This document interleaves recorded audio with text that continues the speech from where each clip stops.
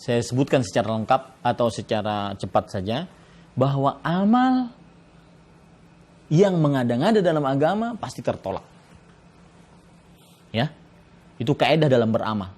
Amal yang mengada-ngada, belum ada contohnya dari Nabi Muhammad SAW, belum ada dalilnya dari Al-Quran dan Sunnah Nabi Muhammad SAW, pasti tertolak. Man amila amalan laisa alaihi amrun fahuwa rad.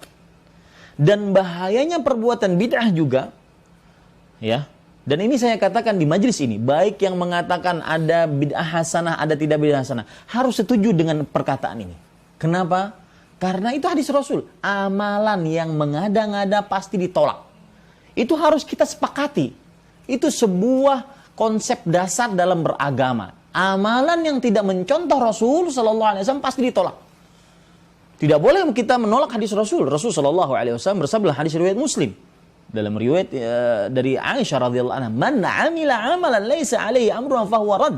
Barang siapa yang beramal yang tidak ada contohnya dari kami, maka amalannya tertolak.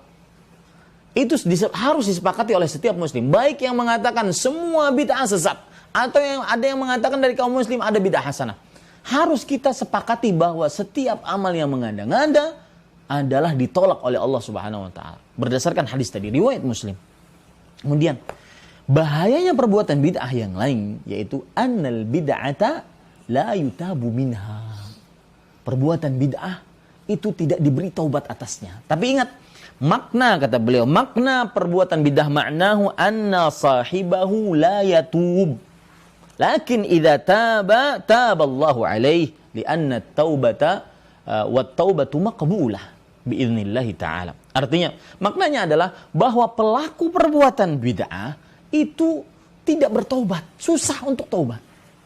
Kenapa? Karena dia mengira amalannya benar, mengira amalannya sesuai dengan petunjuk Rasul sallallahu alaihi wasallam, mengira dia sedang beribadah kepada Allah. Makanya susah kadang-kadang menasihati orang-orang yang beramal yang mengada-ngada yang belum ada contohnya dari Rasul sallallahu alaihi wasallam. Yang ada malah kita dapat semprot, ya. Lakin idza taba taballahu alaihi.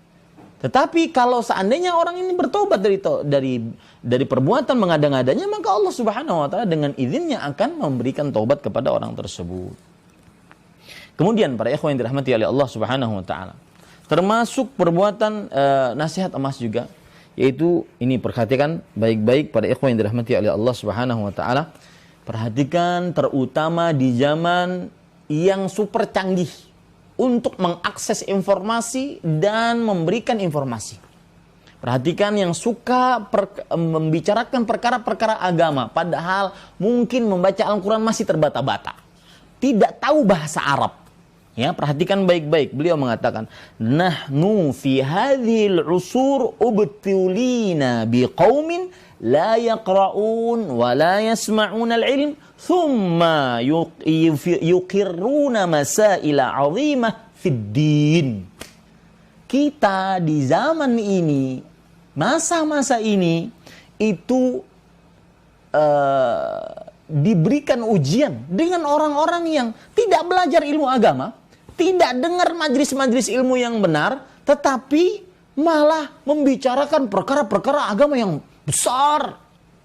Perkara-perkara agama yang tidak berbicara kecuali ulama-ulama besar. Maka hati-hati. Ya, hati-hati para ikhwan yang dirahmati oleh Allah Subhanahu wa taala.